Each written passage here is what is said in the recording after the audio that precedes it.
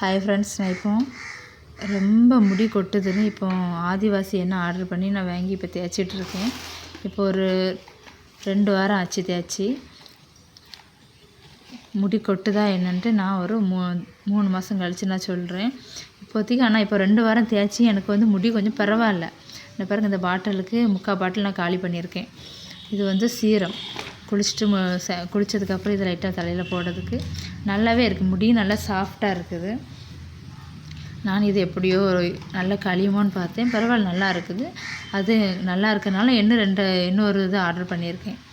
அதே எண்ணெய் தான் கூட 250 ஆர்டர் பண்ணி